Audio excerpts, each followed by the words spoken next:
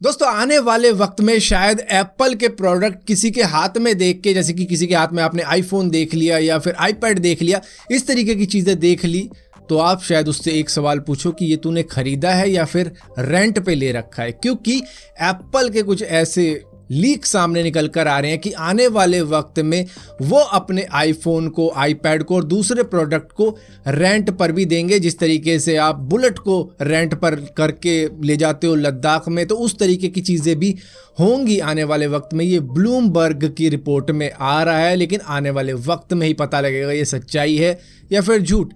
लेकिन इससे एक चीज़ समझ में आती है कि हर बंदा शायद आईफोन लेके घूम सकता है, किसी भी ओकेजन के लिए 1 महीने का रेंट उसको पे करना पड़ेगा, जिसके बाद में वो एंजॉय कर सकता है एप्पल का आईफोन या आईपैड। और यहाँ पर देखो 2 ऑप्शन और होते हैं, खुले रहते हैं हमेशा, कि आप पूरी पेमेंट दे के ही खरीद के अपने पास ही रख लो या इंस्टॉलमेंट पे खरीद लो। लेकिन किसी बंदे को अगर मतलब स्विच करना है, उसे नहीं चाहिए कि मतलब कि मैं इसे रखूँ चलाऊँ 1-2 साल, तो उसे रेंट पर भी दिया जा सकता है एप्पल द्वारा। या फिर वो ये चाहता है कि भाई बस यूज़ करके देखना है, तो वो इस तरीके से भी यूज़ कर सकता है। मे बी ये पुराने आईफोन के साथ में किया जाएगा, नए के साथ में नहीं किया जाएगा। नए को तो खरीदना ही पड़ेगा या फिर ईएमआई के ऊपर खरीद सकते हो। लेकिन हाँ, जो पीछे के मॉडल रह जाते हैं उनको रेंट पर लिया जा सकता है। कुछ ऐसे प्लान हैं एप्पल के, हालांकि मुझे तो लगता नहीं कि ये सही हो सकता है या सच हो सकता है, क्योंकि अगर ऐसा हुआ एप्पल की उतनी वैल्यू रह नहीं जाएगी। हर एक के हाथ में एप्पल का प्रोडक्ट होगा, तो मे बी ये झूठ हो सकता है या फिर कोई और चीज़ें भी हो सकती है। क्योंकि एप्पल के कई सारी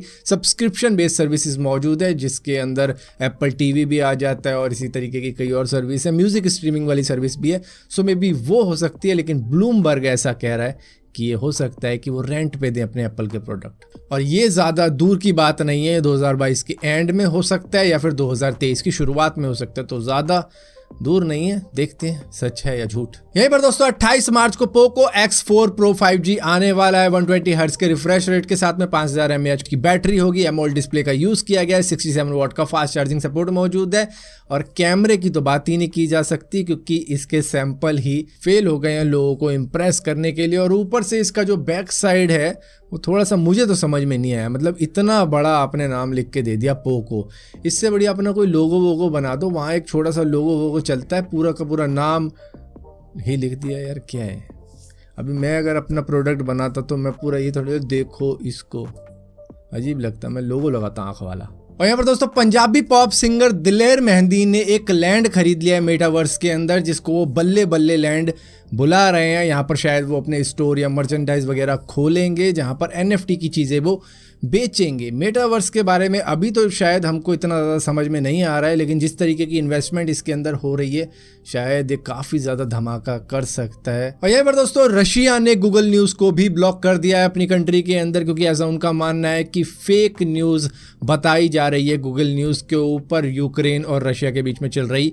वॉर की, जहाँ पर मिस इन्फॉर्मेशन की वजह से उन्होंने इसको ब्लॉक कर दिया है। जहाँ पर यह बताया जा रहा है कि रशिया की वॉरशिप को काफ़ी ज़्यादा नुकसान पहुँचा है यूक्रेन की मिलिट्री ने, जहाँ पर ख़ास तौर पे बैलिस्टिक मिसाइल का यूज़ किया गया है उनकी वॉरशिप के ऊपर, जिसकी वजह से वो किसी मतलब ऐसे जैसे कि कछुआ होता है वो बहुत स्लोली चलता है, तो उसी तरीके की वॉरशिप है, तो वो बड़ी धीरे धीरे चलती है, तो वो काफ़ी ज़्यादा इजी टारगेट है उनकी बैलिस्टिक मिसाइल के लिए, जिसकी वजह से कई सारी इमेजेस भी ऐसी आ रही हैं कि हाँ भाई ऐसा नुकसान तो किया है यूक्रेन ने रशिया के ऊपर। और इसी के साथ साथ यूक्रेन अब फेशियल रिकग्निशन सिस्टम का भी यूज़ कर रहा है, जो कि उसको US ने ही दिया है फ्री में, ताकि वो जो रशियन सोल्जर है उनकी पहचान कर सके और उनको दे सके जिनके वो रिलेटिव वगैरह थे, क्योंकि अब वो इस दुनिया में नहीं रहे। और यहाँ पर दोस्तों जैसे कि आपको कल मालूम चला होगा कि बड़ी बड़ी टेक कंपनीज को हैक करने वाला एक 16 साल का लड़का लंदन से अरेस्ट कर लिया गया है, लेकिन उसी के साथ में